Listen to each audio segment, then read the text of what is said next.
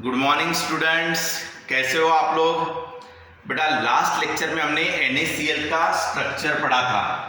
सो NaCl का crystal structure पूरा detail में हम लोगों ने पढ़ा था कि इनका कोऑर्डिनेशन नंबर क्या रहता, पैकिंग इफिशिएंसी क्या रहता, इनमें एटम्स कैसे अरेंज रहते, वॉइड स्पेस क्या होती, टेट्राहेड्रल ऑक्टाहेड्रल वॉइड स्पेस क्या होती है।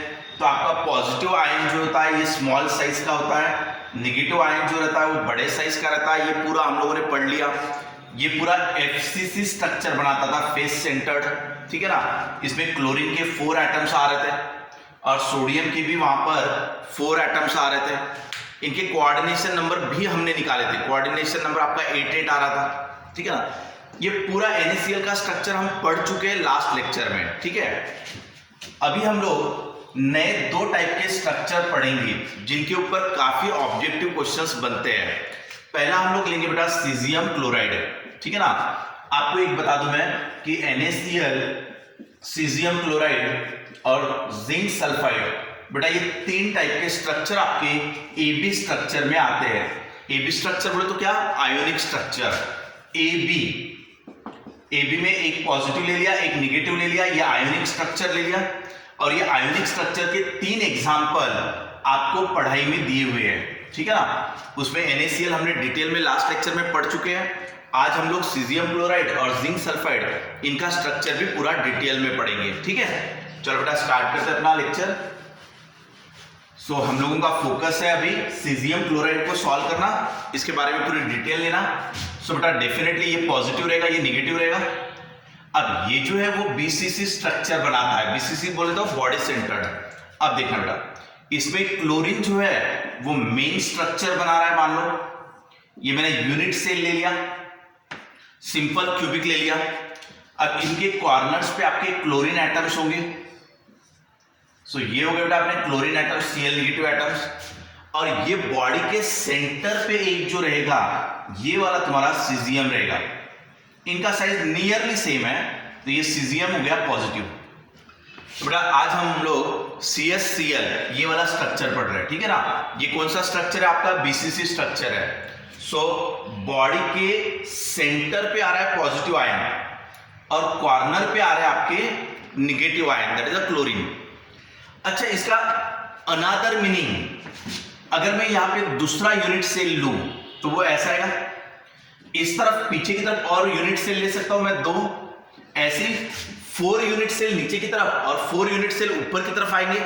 सो ये सेंटर पे जैसा सीजियम है वैसे ही इसके भी सेंटर पे सीजियम आएगा, पीछे वाले के सेंटर पे भी आएगा, इसके सेंटर पे भी आएगा और ऊपर के चारों के सेंटर पे भी सीजियम आएगा। बात बराबर समझना मेरी।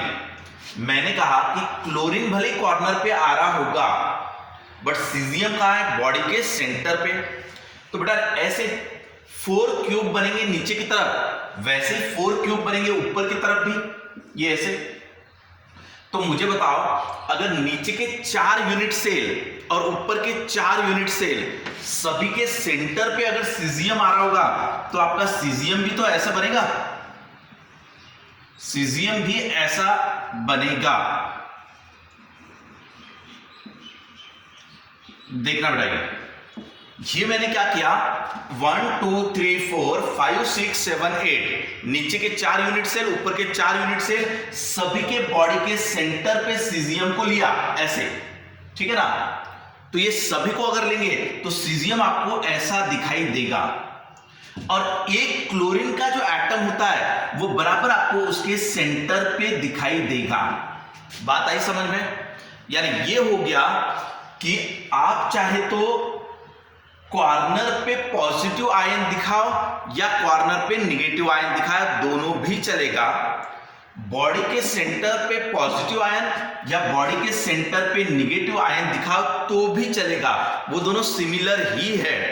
अगर आप एक एंगल से देखोगे आपको लगेगा कि पूरा निगेटिव आयन ने क्यूब बनाया, आप दूसरे एंगल से उसको वापस से क्रॉस चेक करोगे ना तो पॉजिटिव आयन ने मेन स्ट्रक्चर बनाएगा, ऐसा आपको दिखेगा, ठीक है। इसीलिए कहा हमने कि सीजियम क्लोराइड ये भले ही BCC स्ट्रक्चर हो, इस पे पॉजिटिव आयन को आप एज पे दिखा सकते हो, नेगेटिव को भी दिखा सकते हो, सेंटर पे आप सीजियम को दिखा सकते हो यानी पॉजिटिव को, सेंटर पे आप निगेटिव को भी दिखा सकते हो, वो स्ट्रक्चर आपका सेम ही रहेगा, ठीक है, उसमें कोई फर्क नहीं आएगा, वो सिर्फ आपका देखने का एंगल है उसी चीज को। क्लियर ना, ये पॉइंट क्लियर हो गया आपका। आगे बढ़ते हैं हम लोग।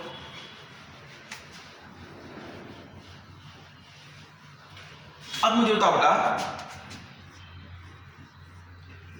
कोऑर्डिनेशन नंबर निकालेंगे हम लोग। So what is mean by coordination number? Coordination number यानी नंबर ऑफ नियरेस्ट एटम्स, ठीक है ना, ये ले लिया मैंने क्लोरीन, ये ले लिया मैंने caesium. Coordination number of caesium, so caesium का कोऑर्डिनेशन नंबर ऑब्वियस है 8 आएगा। कैसे? क्योंकि ये सेंटर पर है और ये हर एक कॉर्नर के एटम्स इक्वल डिस्टेंस पे आएंगे, ये ऐसे। सो इसके लिए कोऑर्डिनेशन नंबर यानी नंबर ऑफ नियरेस्ट एटम्स आएंगे 8। समझ में आया बेटा? उसके बाद जिस तरीके से इसके लिए कोऑर्डिनेशन नंबर 8 आ रहा है, उसी तरीके से इसके लिए भी कोऑर्डिनेशन नंबर 8 ही आएगा। उसका रीजन क्या है? आप ये वाला जो एटम है ये ऐसे घिरा हुआ ना सब तरफ से, ये ऐसे ऊपर नीचे इस तरफ उस तरफ, और इसके लिए भी नंबर ऑफ नियरेस्ट एटम्स कौन से आएंगे? देखना, क्लोरीन के लिए पहला नियरेस्ट एटम्स हो गया सीजियम, क्योंकि इसका डिस्टेंस कम रहता है इसके कंपैरिजन में। ये वाला डिस्टेंस क्या रहता है? a, ठीक है ना, जबकि ये वाला डिस्टेंस क्या रहता है? a/√2, ये रहता है a डिवाइडेड बाय √2, यानी a को √2 से डिवाइड किया, यानी a को 1.414 से डिवाइड किया, यानी ये लेस देन a आएगा। समझ में आ रहा है?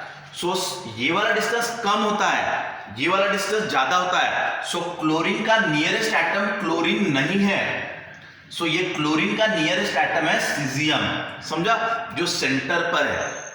सो एक इस तरफ आएगा तो दूसरे क्यूब में यहां पे भी एक सीजियम आएगा, ऐसे, समझा बेटा? सो ये वाले क्यूब में एक आया, दूसरा ये वाले क्यूब में आया, तीसरा पीछे वाले क्यूब में आएगा, चौथा उसके पीछे वाले क्यूब में आएगा। सो 4 बॉडी के सेंटर पे सीजियम मिलेंगे, ऊपर के 4 बॉडी के सेंटर पे भी सीजियम मिलेंगे, क्योंकि यहां पे यूनिट सेल कितने बनते हैं? 4 बनते हैं, नीचे की तरफ 4 बनते हैं, ऊपर की तरफ। सो 8 यूनिट सेल के सेंटर पे सीजियम होगा जो इसके नियरेस्ट आएंगे, इसीलिए क्लोरीन का भी कोऑर्डिनेशन नंबर 8 आएगा। समझा बेटा? सो सीजियम और क्लोरीन दोनों का कोऑर्डिनेशन नंबर 8 आ रहा है। पॉइंट क्लियर हुआ ये? देखो अभी हमारे 2 पॉइंट्स हो गए बेटा। कॉर्नर पे पॉजिटिव को लो या निगेटिव को लो कोई फर्क नहीं पड़ेगा बीसीसी स्ट्रक्चर में, सीजियम क्लोराइड के स्ट्रक्चर में। सेंटर पे पॉजिटिव लो निगेटिव लो उससे भी कोई फर्क नहीं पड़ेगा, कोई एक सिस्टम को आप फॉलो कर सकते हो। पॉइंट नंबर 2, दोनों के भी कोऑर्डिनेशन नंबर 8 आएंगे, number of nearest atom. Caesium का नियरेस्ट एटम है क्लोरीन और क्लोरीन का नियरेस्ट एटम है सीजियम। सो कोऑर्डिनेशन नंबर कितना आएगा? 8।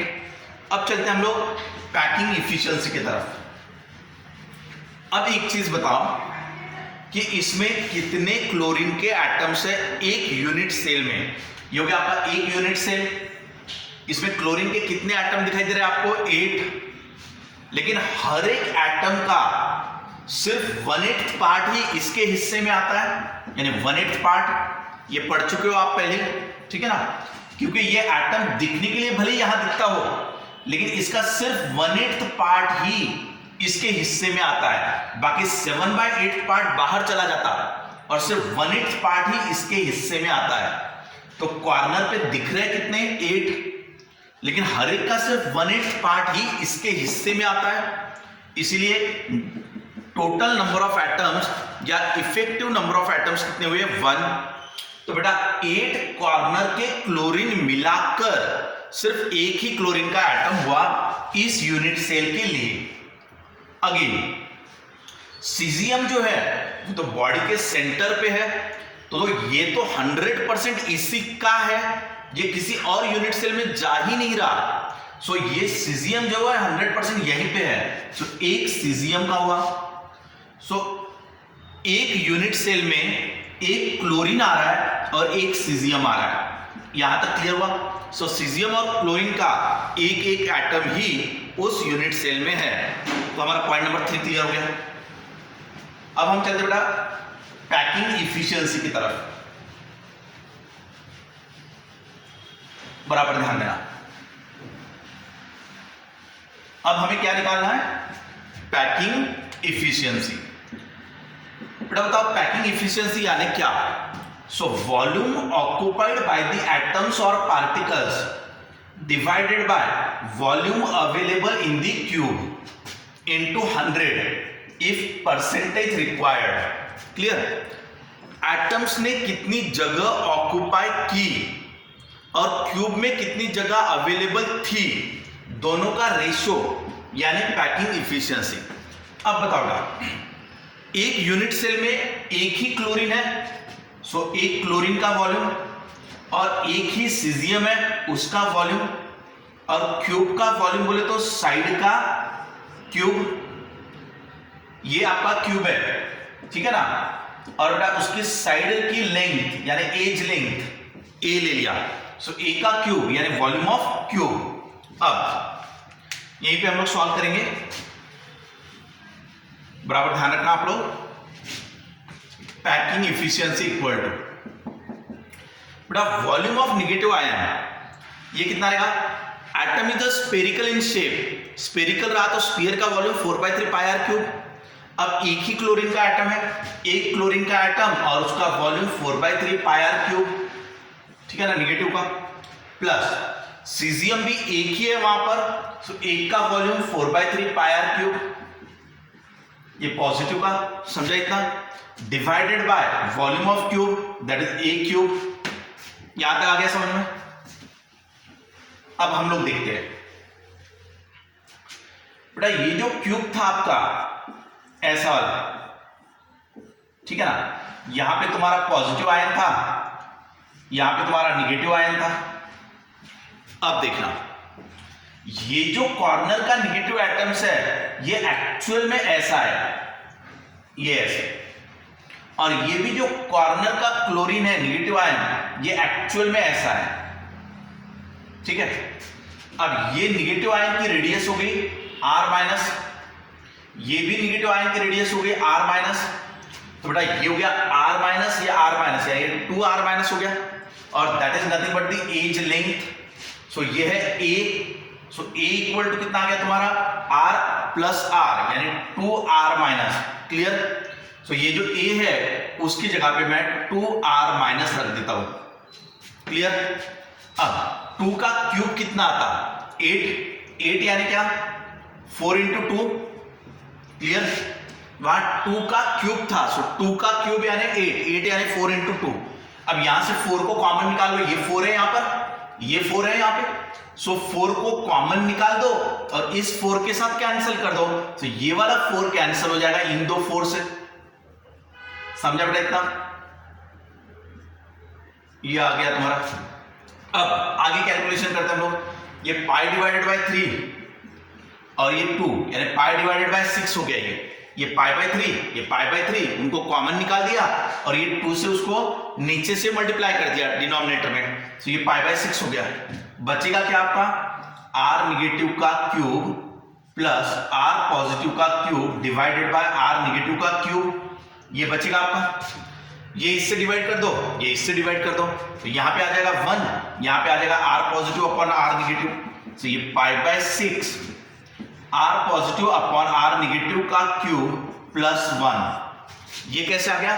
क्योंकि ये कैंसिल होगा तो 1 आएगा, ये r positive upon r negative ये आ जाएगा। सो ये हो गया बेटा आपकी पैकिंग इफिशियंसी सीजियम क्लोराइड के लिए। ठीक है, आप चेक करो यहां तक का।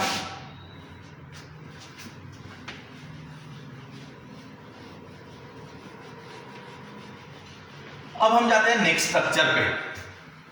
अब हमने 2 टाइप के स्ट्रक्चर क्लियर हो गए अपने, ठीक है, एक अपना NaCl हो चुका है, अब हमारा सीजियम क्लोराइड का भी हो चुका है। ये 2 स्ट्रक्चर हो गए अपने, ठीक है ना। कौन से? NaCl और सीजियम क्लोराइड, ये 2 स्ट्रक्चर हमने पढ़ लिए। अब हम कौन सा लेते हैं? ZnS, ठीक है ना, जिंक सल्फाइड का स्ट्रक्चर।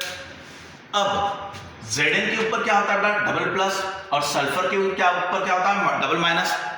सो ये भी आयोनिक कंपाउंड है आपका।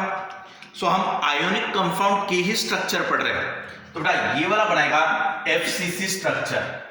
अब आपने ध्यान देना है, इसने कौन सा स्ट्रक्चर बनाया था? FCC।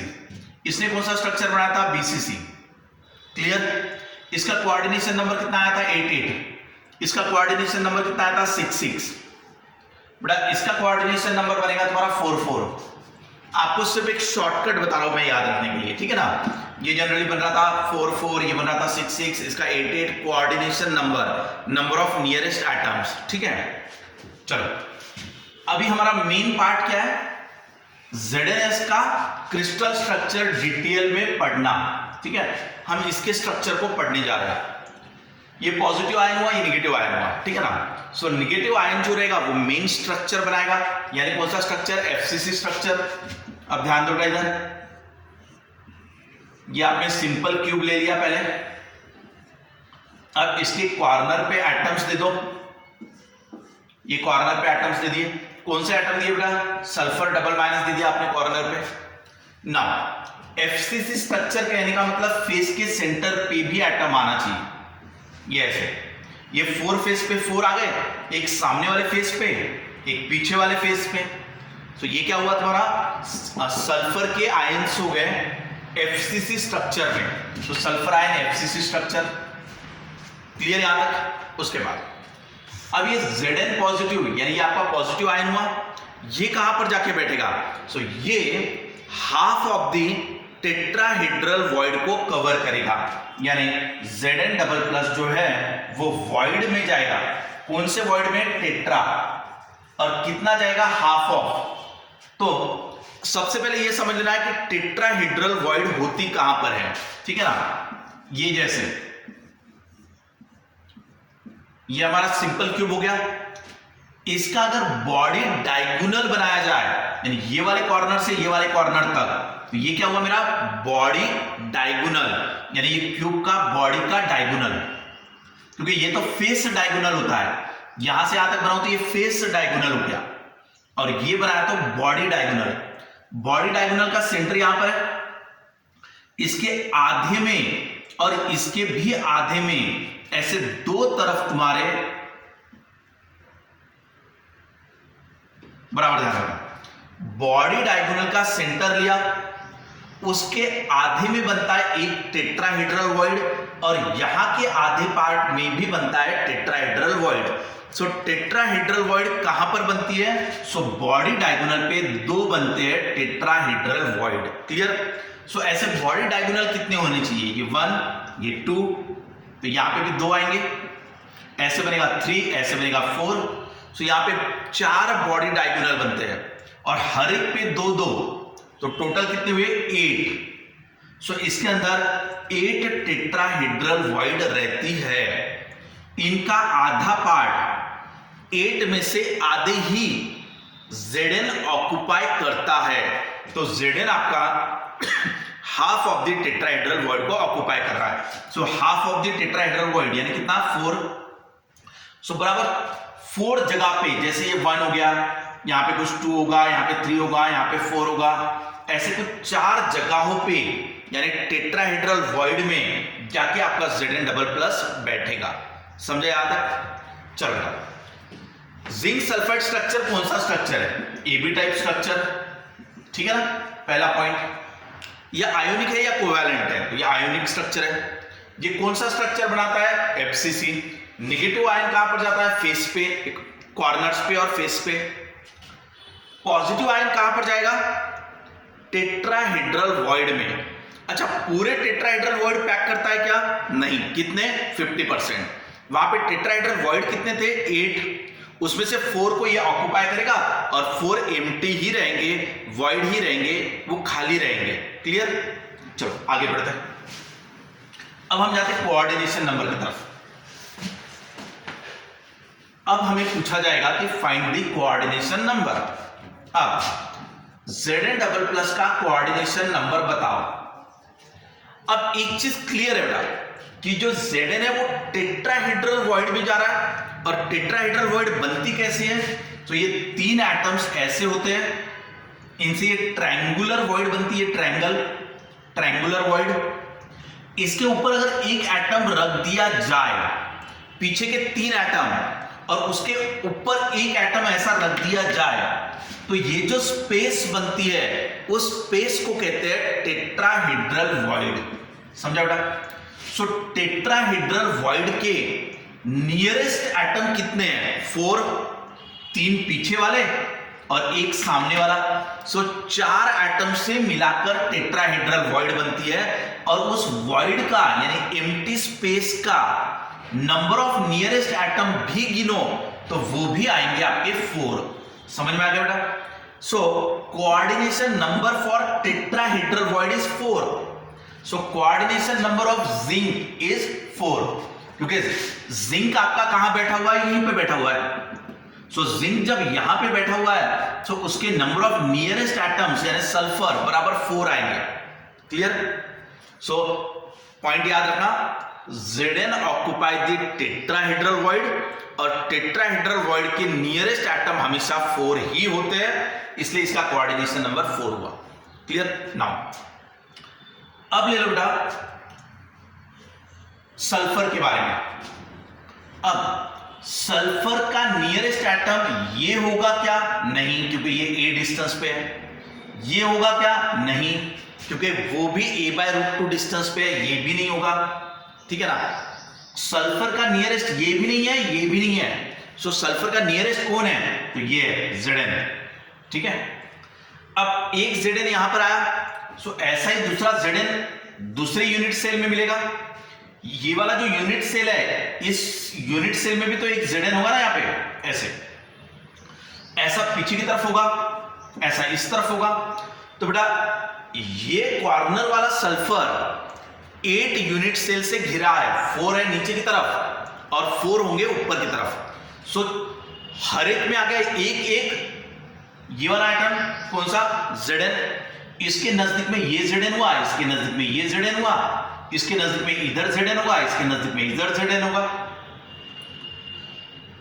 सल्फर के चारों तरफ मिला के 8 टेट्राहेड्रल वॉइड इक्वल डिस्टेंस पे आ रही है। सल्फर से सबसे नजदीक में ये टेट्राहेड्रल वॉइड है। इस वाले यूनिट सेल में भी है, यहां पे भी है, यहां पे भी है। ऐसे 4 नीचे के यूनिट सेल में टेट्राहेड्रल वॉइड नजदीक में मिलेगी, वैसे ऊपर की तरफ भी मिलेगी। सो ये सल्फर के नियरेस्ट टेट्राहेड्रल वॉइड कितने आएंगे? 8। समझा? बट 8 में से सिर्फ आधे ही जगह पर Zn है। Zn डबल प्लस ने सभी टेट्राहेड्रल वॉइड को ऑक्युपाई नहीं किया, उसने सिर्फ 50% को ही ऑक्युपाई किया। यानी भले ही वहां पे इसके नजदीक में भले ही वहां पर 8 टेट्राहेड्रल वॉइड होगा, लेकिन उनमें से सिर्फ 4 ही वॉइड में Zn मिलेगा। इसीलिए सल्फर का भी नियरेस्ट नंबर ऑफ एटम्स रहेंगे 4, यानी उसका भी कोऑर्डिनेशन नंबर रहेगा 4। किसका? सल्फर का। सो सल्फर का भी कोऑर्डिनेशन नंबर आ गया 4। समझ में आ गया? अब बता दो मुझे ZnS कौन सा स्ट्रक्चर बनाता है? FCC। नेगेटिव आयन से स्ट्रक्चर बनता है। पॉजिटिव आयन कहा जाता है टेट्राहेड्रल वॉइड में। कितने वॉइड्स में? 50%, यानी आधे ही वॉइड में जाता है। दोनों का भी कोऑर्डिनेशन नंबर कितना है? 4 4। अब निकालेंगे हम लोग पैकिंग इफिशियंसी।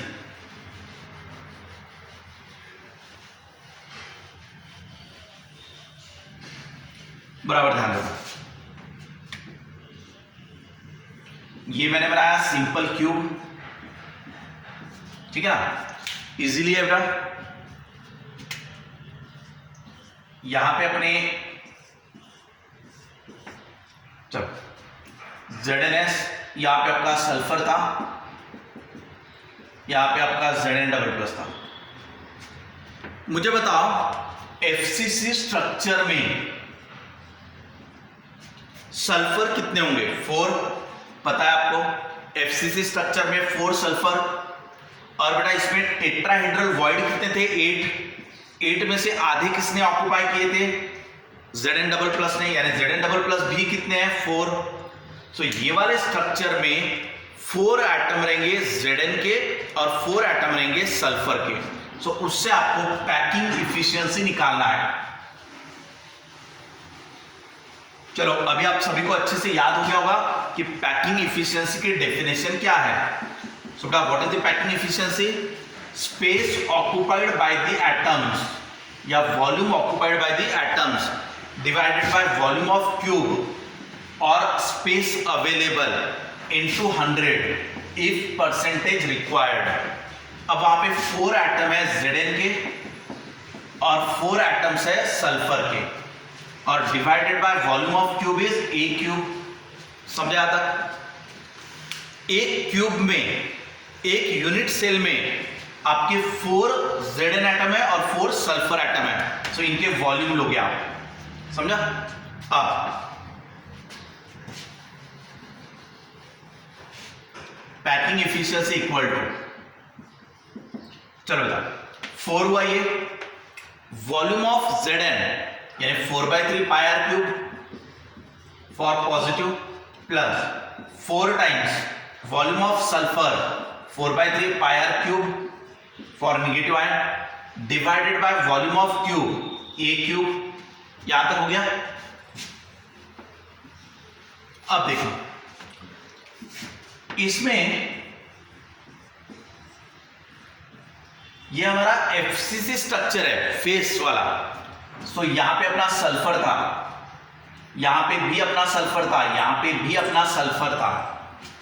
अब ये एक्चुअली बना फेस डायगोनल।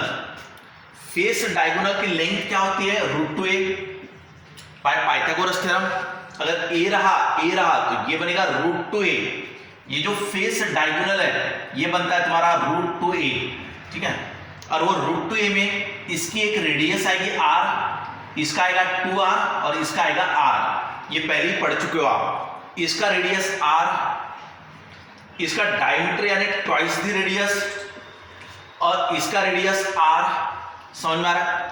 सो ये टोटल कितना हो गया आपका 4r negative. So 4r negative is equal to √2a। ये √2a आ गया। तो यहां से a की वैल्यू कितनी आएगी? 2√2r। सो a के जगह पे 2√2r ले लेंगे, ठीक है ना। r किसका? नेगेटिव का, उसका क्यूब। ये का कैसे आया? ये जो 4 है इसको 2 × 2 लिख सकते हैं, ये ऐसे। और जो 2 होता है उसको √2 × √2 लिख सकते हैं। अब एक √2 कैंसिल हो जाएगा यानी a equal to 2√2r। So a की जगह पे 2√2r ले लिया नेगेटिव आयन का। समझा आता? अब आप कैलकुलेशन करो और आंसर निकालो। यहां से 4 को कॉमन निकाल दो, ये 4 कॉमन आ जाएगा, ठीक है। अब ये 2 का क्यूब बोले तो 8 यानी क्या? 4 × 2 बराबर है। अब ये 4 इस 4 से कैंसिल हो जाएगा। वापस से इसमें से 4 को बाहर निकालो, ये निकाल दिया 4 को बाहर, ठीक है। अब इसके बाद ये √2 का क्यूब यानी 2√2, ये भी आ जाएगा तुम्हारा 2√2 ऐसे। अब ये 2 × 2 क्या हुआ? 4। ये 4 कैंसिल होगा इस 4 से, 4 को 4 से कैंसिल कर दिया, बचा इतना। अब ये हो गया तुम्हारा π/3, ये हो गया तुम्हारा π/3, उसको कॉमन निकाल दो। सो ये π/3 को कॉमन निकालेंगे यहां से। सो ये तुम्हारा π/3 आ गया कॉमन। अब बेटा ये π/3 है और ये √2 है, तो ये क्या बन जाएगा? π/3 √2 और ये बनेगा तुम्हारा r पॉजिटिव का cube divided by r negative का क्यूब प्लस 1, क्योंकि ये इससे भी डिवाइड होगा, ये इससे भी डिवाइड होगा।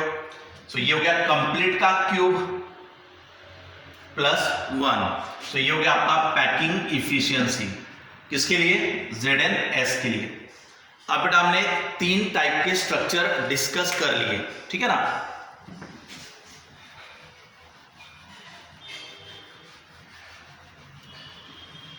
अब एक ले लेते बेटा 2 फ्लोराइड स्ट्रक्चर ले लेते हैं, ठीक है ना। AB2 और A2B ऐसे 2 स्ट्रक्चर को हम लोग अभी डिस्कस करते हैं, ठीक है ना। पहले हम लोगों ने AB स्ट्रक्चर डिस्कस किया। हमने जो AB स्ट्रक्चर डिस्कस किया था आयोनिक में, इसके 3 पार्ट लिए थे हमने। कौन से? NaCl, सीजियम क्लोराइड और ZnS। ये सब हम डिस्कस कर चुके हैं, ठीक है ना। अभी हम लोग AB टाइप नहीं ले रहे, अब हम लोग ले रहे हैं AB2 या तो A2B, ठीक है। इनको भी थोड़ा आप समझ लीजिए बराबर। अब बेटा अगर A यहां पर है और B यहां पर है, यानी A पॉजिटिव हुआ और 2B निगेटिव हुआ, ऐसा जैसे ये फ्लोरीन हो गया निगेटिव मान लो, ठीक है ना। सो फ्लोराइड स्ट्रक्चर भी कहते हैं इसको। कौन सा स्ट्रक्चर? Fluoride structure. सो AB2 का मतलब A पे डबल पॉजिटिव होगा और ये ट्वाइस B निगेटिव होगा, क्योंकि यहाँ पे 2 निगेटिव और 2 पॉजिटिव, न्यूट्रल हो गया। या आयोनिक कंपाउंड होगा, ठीक है, क्योंकि हम लोग आयोनिक कंपाउंड ही पढ़ रहे हैं ना। यहाँ पे फ्लोरीन रह सकता, सो ये फ्लोराइड स्ट्रक्चर हुआ। सो आपको एग्जाम में फ्लोराइड स्ट्रक्चर भी बताया जाएगा ना। अब देखना, अगर इसका एक एटम की जगह पे इसके 2 एटम आ रहे हैं तो ये कहां पर पॉसिबल है? टेट्राहेड्रल वॉइड में। क्योंकि कंसेप्ट क्या होता है कि एक यूनिट सेल के पास, कंसेप्ट बराबर समझना, ध्यान देना अच्छे से।